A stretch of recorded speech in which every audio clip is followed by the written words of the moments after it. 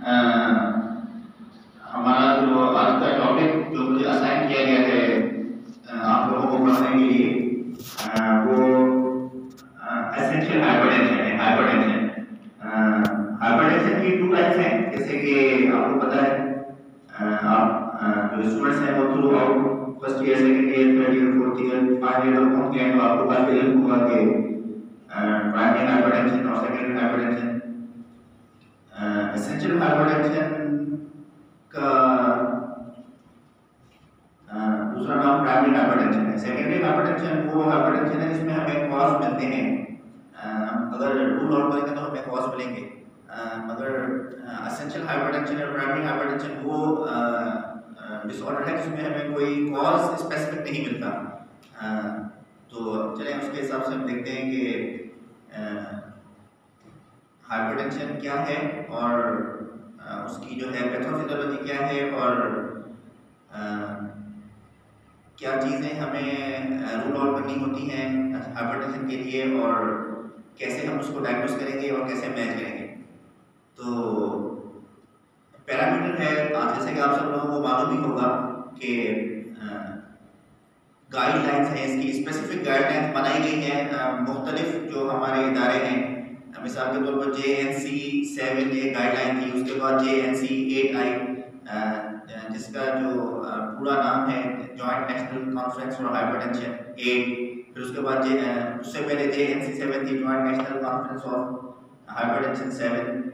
उसके अलावा जो दूसरे भी इदारे हैं उन्होंने भी एक क्लासिफिकेशन बनाई है जो ज़्यादा प्रैक्टिकल क्लासिफिकेशन है, जो मुझे ज़्यादा सूटेबल लगती है मैनेजमेंट के लिए और पढ़ाने के लिए। वो है American college of cardiology, American heart association ACCAHA classification guideline for the hypertension. So hypertension जब हम ACC की बात करते हैं, ACCAHA गाइडलाइन, तो हमने क्या कहना है कि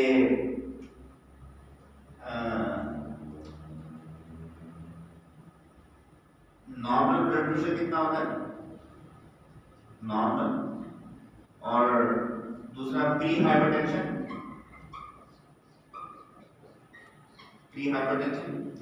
तीसरा स्टेज 1 हाइपरटेंशन और चौथा stage 2 hypertension. So according to this हम पेशेंट का ब्लड प्रेशर क्लासिफाई करेंगे और अकॉर्डिंग टू दिस हम मैनेज करेंगे। फिलहाल तो हम इस ब्लड प्रेशर की क्लासिफिकेशन पे हैं कि ब्लड प्रेशर नॉर्मल कितना है, प्री हाइपरटेंशन क्या है, क्यों होता है, क्यों उस प्री हाइपरटेंशन की एक क्लास बनाई गई है, स्टेज 1 हाइपरटेंशन, स्टेज 2 हाइपरटेंशन कितना है। तो अब हम आते हैं पहले सिस्टोलिक और डायस्टोलिक, क्योंकि आपको मालूम ही होगा, इस पर डिटेल में जाने की जरूरत नहीं है। तो हम आते हैं सिस्टोलिक पे और दूसरा डायस्टोलिक। तो इस according to normal blood pressure, according to American Heart Association, American College of Cardiology classification, normal blood pressure systolic है less and equal than 120 और diastolic है 80।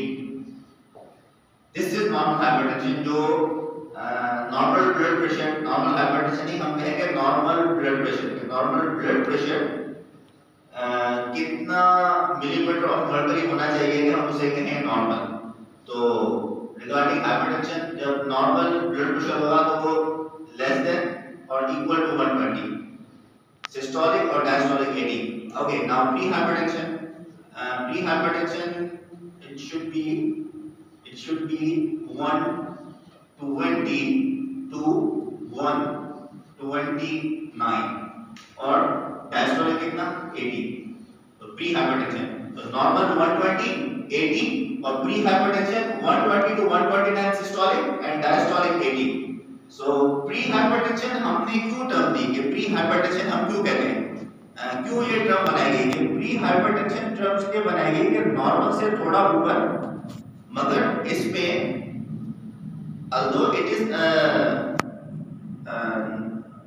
not the full frank hypertension, मगर pre hypertension वो stage है जिसमें macrovascular complication means कि ये stroke के प्री हाइपरटेंशन अगर परसिस्टेंट रहे 10-20 साल तो पेशेंट को मैक्रोवैस्कुलर के उसको कोरोनरी आर्टरी डिजीज या उसको सेरिब्रल वस्कुलर एक्सीडेंट TIA या स्ट्रोक हो सकता है।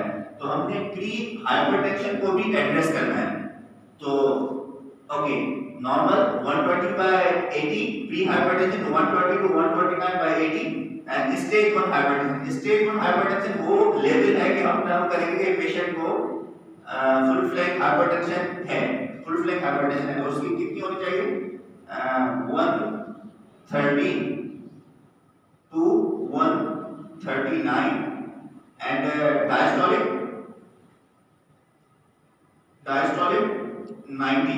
90 or more than 90. This is stage 1 hypertension. And stage 2 hypertension में कितना होना चाहिए blood pressure 140 and above, 140 and above, चाहे 150 हो, 160 हो, 170, ये सारे stage 2 hypertension में आएंगे। And more than 90। तो कहीं कहीं क्लासिफिकेशन में 100 भी आता है, मगर ये जो अमेरिकन क्लासिफिकेशन है इसमें 90 आ रहा है। हो सकता है मैं गलत हूं तो आप जो कंफर्म कर लीजिएगा प्लीज कि 90 टू डायस्टोलिक उसमें कहीं कहीं पे 100 भी दे दें, ठीक है। सो अगेन ये इंसान है, गलती कर सकता है, तो आप इसको क्लासिफाई कीजिएगा। More than 90 130 to 1 stage 1 hypertension, 130 to 139 systolic and greater than 90 diastolic. Stage 2 hypertension 140 and above and 90 or 100 above. Okay. Now this is the categorical classification of the normal blood pressure, pre-hypertension, stage 1 hypertension, stage 2 hypertension. Okay. Now what is white coat hypertension? What is white coat hypertension and hypertension? Stage 1 hypertension, stage 2 hypertension and pre-hypertension. Pre-hypertension हमने यहाँ तक तो हमने categorical definition और classification बताई blood pressure की। Now we have to diagnose कि हमने डायग्नोस पेशेंट को लेवल कब करना है। तो हमने उसकी एक रीडिंग नहीं, 2 रीडिंग नहीं, 3 नहीं, कम से कम 6 रीडिंग्स, कहीं पे मुख्तलिफ क्लासिफिकेशंस जो इसकी डायग्नोस्टिक क्लासिफिकेशन उन्होंने दी है, डायग्नोस्टिक क्राइटेरिया दी है, उसमें उन्होंने कहा है कि कहीं 3 रीडिंग्स, कहीं कहा है कि 6 रीडिंग्स लें, और उसका रीडिंग्स का ड्यूरेशन कितना होना चाहिए 3 to 6 मंथ्स। के पेशेंट आपके पास एक दफ़ा आया, मिसाल के तौर पर 1 तारीख को आया, जनवरी की 1 तारीख को आपने उसका ब्लड प्रेशर चेक किया, ब्लड प्रेशर बढ़ा हुआ था, फिर वो दूसरी रीडिंग में आया, दूसरी दफ़ा आया तो दूसरी रीडिंग में उसका ब्लड प्रेशर कम था और तीसरी रीडिंग में फिर बढ़ा हुआ था, तो हम उसको लेवल नहीं करेंगे कि ये हाइपरटेंशन है। इसको हाइपरटेंशन स्ट्रेस की वजह से या किसी और वजह से भी हो सकता है। तो white coat hypertension, this is a term which is very valuable। कैसे valuable है कि मिसाल के तौर पर पेशेंट आपके पास आया और डॉक्टर जिसने व्हाइट कोट पहना हुआ है उसको देख के उसका blood pressure 5 to 10 millimetre of mercury बढ़ गया। मिसाल के तौर पर उसका ब्लड प्रेशर 120 था और आपके पास वो आया तो उसका ब्लड प्रेशर 130/90 सिस्टोलिक हो गया। तो this is called white coat hypertension. तो व्हाइट कोट हाइपरटेंशन पेशेंट को हाइपरटेंशन नहीं है मगर स्ट्रेस की वजह से पेशेंट का ब्लड प्रेशर थोड़ा बढ़ गया है। तो हम उसका क्या करेंगे कि पेशेंट को बोलेंगे कि आप आए, पहले take some deep breaths, 5 minute बैठे, पानी पिए और 10 मिनट के बाद जब हम तब फील करेंगे वो रिलैक्स हो गया है तो हम उसका ब्लड प्रेशर देखेंगे। तो this is white coat hypertension. तो रिमेंबर कि हमने उसको एक रीडिंग में या 2 रीडिंग में या 3 रीडिंग में लेवल नहीं करना है, 6 रीडिंग एटलीस्ट हो। उन 6 रीडिंग्स कितने टाइम पीरियड के दौरान 3 to 6 months. Okay, now what we need to do. अब हमने पेशेंट को आया, हमने उसको लेवल भी कर दिया। अब हमने कुछ लैब्स करानी होती है कि पेशेंट को प्राइमरी या एसेंशियल हाइपरटेंशन है या कोई और कॉज है। तो ये क्लासिफिकेशन हो गई। अब उसके बाद नेक्स्ट हमने क्या करना है,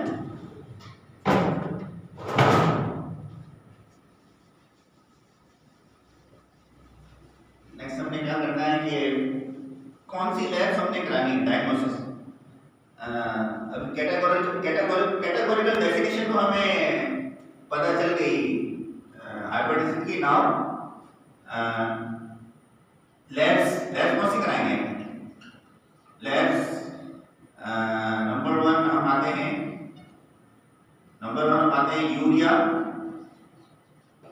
urea creatine. Number two serum electrolyte.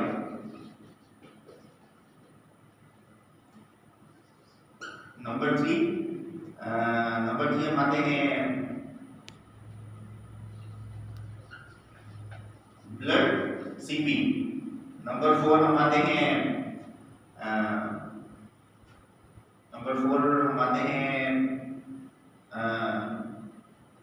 ECG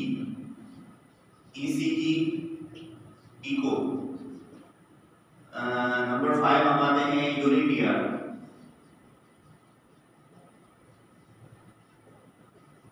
okay, तो यूरिया क्रिएटिन में हम क्या देखेंगे? यूरिया क्रिएटिन में पेशेंट को एसेंशियल हाइपरटेंशन है, ब्लड प्रेशर आपके पास आया है, आपने डायग्नोस किया है कि इसको रिपीटेडली रीडिंग पे उसका ब्लड प्रेशर बढ़ा हुआ है, तो आपने उसका यूरिया क्रिएटिन कराया है। तो यूरिया क्रिएटिन अगर बढ़ी हुई है तो इसका मतलब है कि ब्लड प्रेशर जो है वो एंड ऑर्गन को, टारगेट ऑर्गन को डैमेज कर रहा है। जो किडनी को जो most specific most likely organ जो डैमेज होता है माइक्रोवेस्कुलरली, वो होता है किडनी। तो हम उसका यूरिया क्रिएटिन बढ़ा हुआ होगा। अच्छा, यूरिया बढ़ा हो सकता है। अच्छा, सीरम इलेक्ट्रोलाइट में हम क्या कराएंगे? सीरम इलेक्ट्रोलाइट में हम देखेंगे कि पेशेंट का पोटेशियम तो नहीं बढ़ा हुआ है। पोटेशियम या तो कह रहा है कि सेकेंडरी हाइपरटेंशन है, या अगेन के रीनल फेलियर की वजह से पोटेशियम बढ़ा हुआ हो सकता है।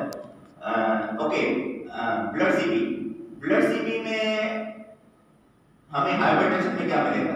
कि कुछ क्लू मिलेगा? ब्लड सीपी में हमें ये मिलेगा कि कभी-कभी हाइपरटेंशन की वजह से हाइपरटेंसिव नेफ्रोपैथी में हीमोचूरिया होता है, तो हमें हीमोग्लोबिन कम मिल सकती है। अच्छा, ईसीजी और इको में कार्डियक कॉम्प्लिकेशन क्या है हाइपरटेंशन की? हाइपरटेंशन की जो कार्डियक कॉम्प्लिकेशन है वो है left ventricular hypertrophy. Left ventricular hypertrophy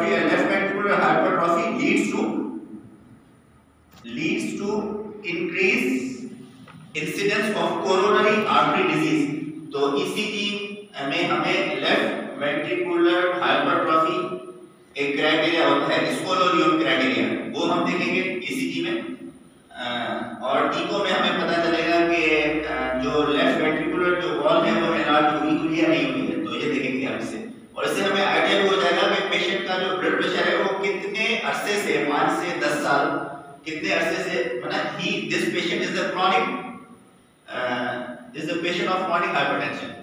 okay, urine DR में हमें क्या मिलेगा? यूरिन डीआर में हमें मिलेगा proteinuria. This is because of hypertensive nephropathy, proteinuria. Okay, this is the most common investigations जो भी हमारे पास पेशेंट आता है हाइपरटेंशन का, उसके लिए हम कराते हैं। This is for the rule out of the complication of diabetes, complication देखने के लिए, और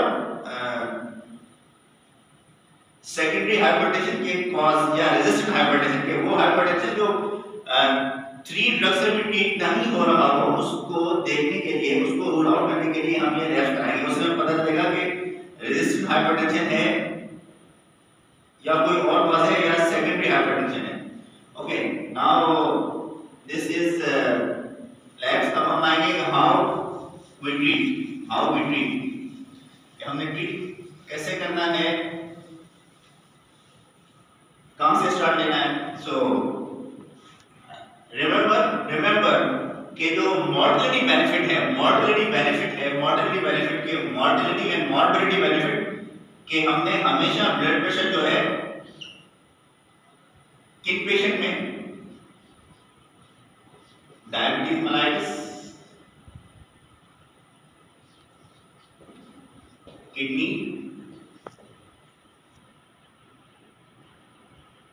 ये दो डिजीज, इन दो डिजीज के साथ जब भी पेशेंट हमारे पास आएगा इनके साथ नहीं हो। ओवरऑल जो डेटा जो निकाला गया है मॉर्टेलिटी बेनिफिट का वो ये है कि हमें हमेशा blood pressure less than 130 systolic और लेस देन 90 डायस्टोलिक, ये हमारा टारगेट है। ये हमारा टारगेट होना चाहिए कि हमने ब्लड प्रेशर जब भी ट्रीट करना है हमने ब्लड प्रेशर कम से कम इससे नीचे रखना है, less than 130 and less than 130 systolic and less than 130 diastolic. Remember mortality benefit इससे नीचे रखने पे आता है। ओके, अब हमने क्या ट्रीट कर, कौन सी ड्रग्स देनी है, कौन सी ड्रग्स देनी है, और ड्रग्स देने से पहले हमारे पास एक और मेथड है ट्रीट करने का, तो वो है कौन सा, लाइफ स्टाइल मॉडिफिकेशन। इसमें क्या है, नंबर वन है weight loss, number 2 dash diet, increase potassium intake,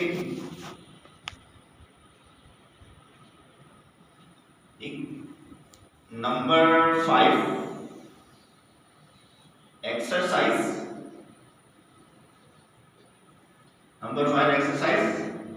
number 6 stopping smoking,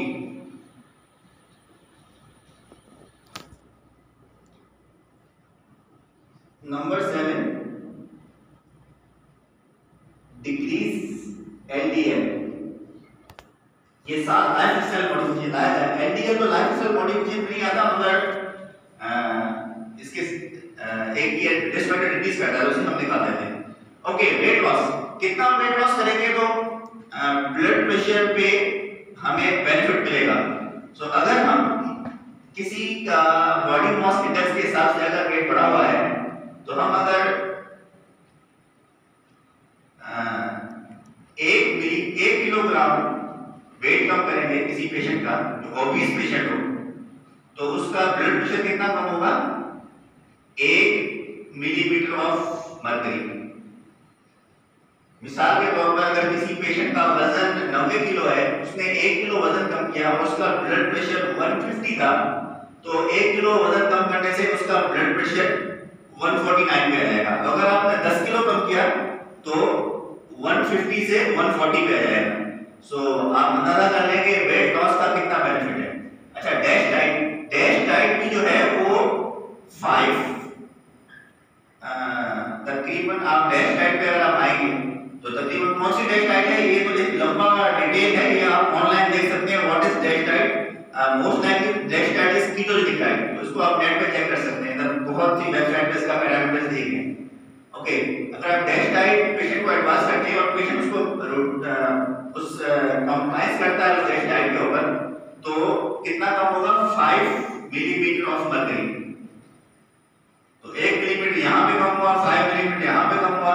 या सोडियम इंटेक अगर properly no added salt, sodium intake हम कैसे करेंगे कि कोई भी सोडियम सॉल्ट है वो हम खाने में ऐड नहीं करेंगे। जैसे मिसाल के तौर पर हम आटे में नमक मिलाते हैं, हम जो सालन होता है या जो वेजिटेबल्स हम पकाते हैं घरों में, उनमें हम साल्ट ऐड करते हैं, तो हम कोई भी साल्ट ऐड नहीं करेंगे। उस साल्ट के ऐड नहीं करने से क्या फायदा होगा कि तकरीबन 5 millimetre of mercury blood pressure यहाँ पे सिस्टोलिक कम होगा। अच्छा, पोटेशियम इंटेक, मार्केट में अभी पोटेशियम सॉल्ट मिलते हैं, सोडियम क्लोराइड के बगैर जगह हम अगर KCl लें और उसके ऐड करने से कितना कम हो सकता है blood pressure, less than 5 millimetre of mercury. Okay, exercise की कोई गाइडलाइन नहीं है कि एक्सरसाइज कितना कम करती है, और स्टॉप स्मोकिंग की भी कोई गाइडलाइन नहीं है। ये होता है कि एक्सरसाइज और स्टॉप स्मोकिंग से बॉडी में HDL बढ़ता है। HDL is good cholesterol, HDL is good cholesterol, HDL की वजह से जो हाइपरटेंसिव कॉम्प्लिकेशन होती है वो कम हो सकती है अगर HDL हम बॉडी में बढ़ा दें। तो HDL कितना रखना चाहिए हमें, जो पेशेंट हाइपरटेंसिव हो उसमें हम HDL रखना चाहिए more than 60। Remember, HDL is good cholesterol and LDL is bad cholesterol. Okay, तो this is the lifestyle modification. So remember कि जब भी हम पेशेंट को ट्रीट करेंगे तो हम पहले हम उसको उसको बोलेंगे कि you need to adopt life style modification. So patient pre hypertension है, हमने उसको ड्रग नहीं देनी, हमने उसको पहले रखना है लाइफ स्टाइल मॉडिफिकेशन में। पेशेंट स्टेज 1 हाइपरटेंशन का है, हमने उसको ड्रग नहीं देनी, हमने उसको लाइफ स्टाइल मॉडिफिकेशन रखना है। पेशेंट स्टेज 2 हाइपरटेंशन का है, हमने उसको ड्रग नहीं देनी, हमने उसको लाइफ स्टाइल मॉडिफिकेशन पे रखना है। हाँ, अगर पेशेंट स्टेज 1 में है और उसको डायबिटीज मेलाइटिस है या किडनी डिजीज है, तो हमने उसको लाइफ स्टाइल मॉडिफिकेशन और ड्रग पे इमीडिएटली ले आना है।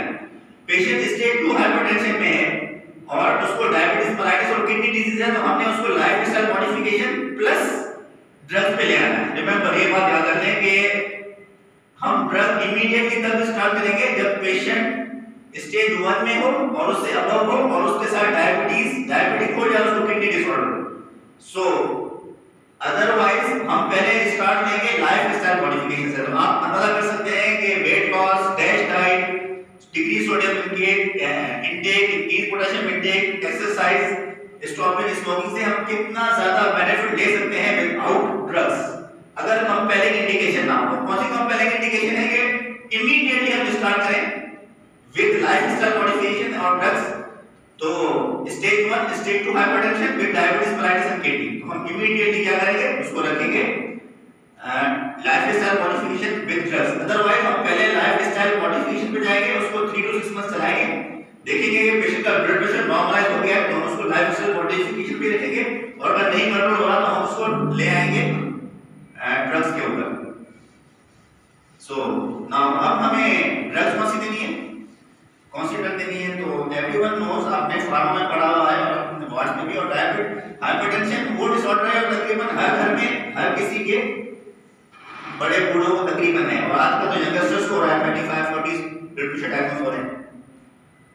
सो हमने जो ड्रग देनी स्टार्ट करनी है वो है थायाजाइड डायूरेटिक। रिमेंबर, हमने स्टार्ट करनी है thiazide diuretic, thiazide diuretic.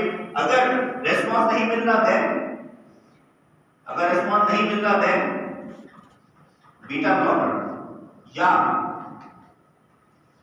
Calcium channel blocker या ACE इनहिबिटर, मींस के रेनिन एंजियोस्टेटिन सिस्टम, और ARBs।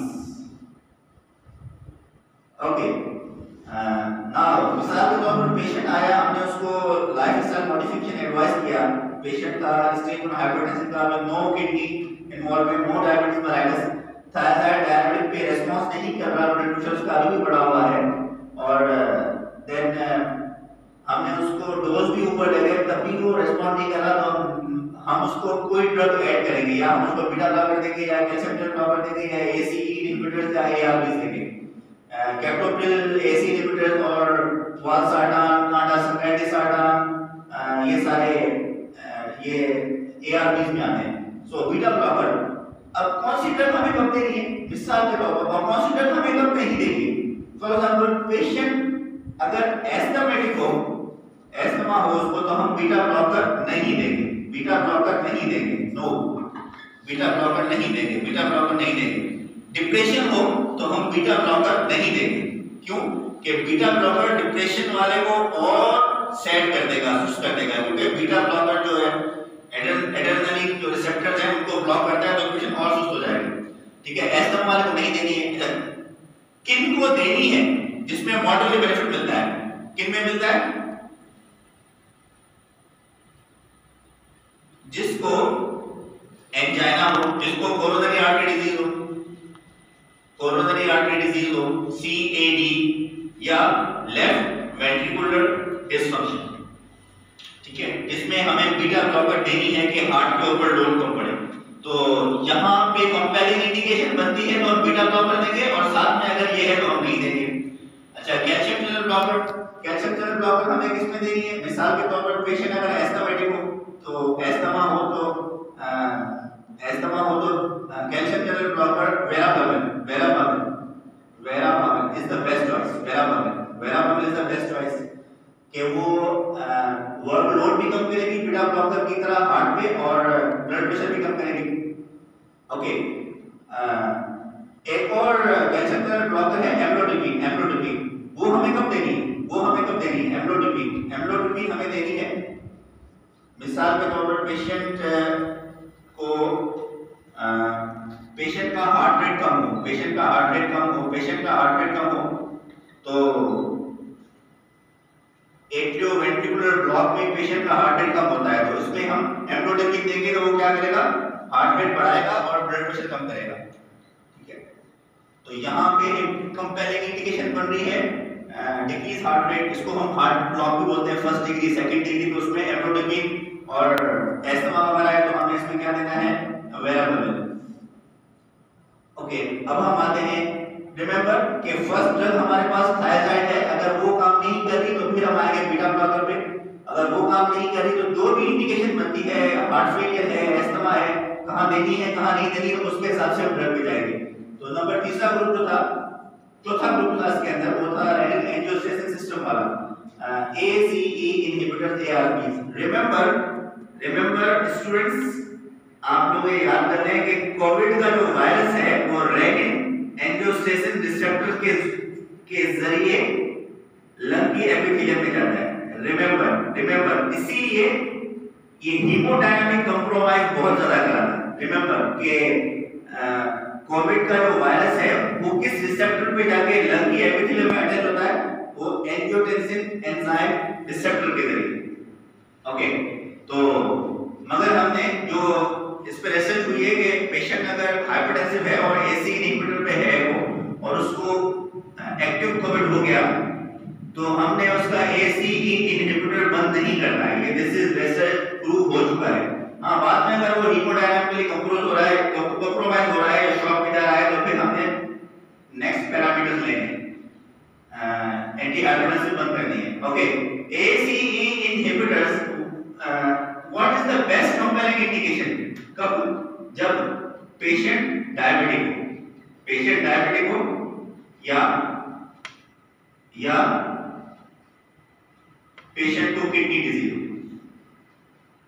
हो, क्यों कि या कोरोनरी आर्टरी डिजीज या लेफ्ट वेंट्रिकुलर डिसफंक्शन, इन सब के अंदर कंपेयरिंग इंडिकेशन बनती है।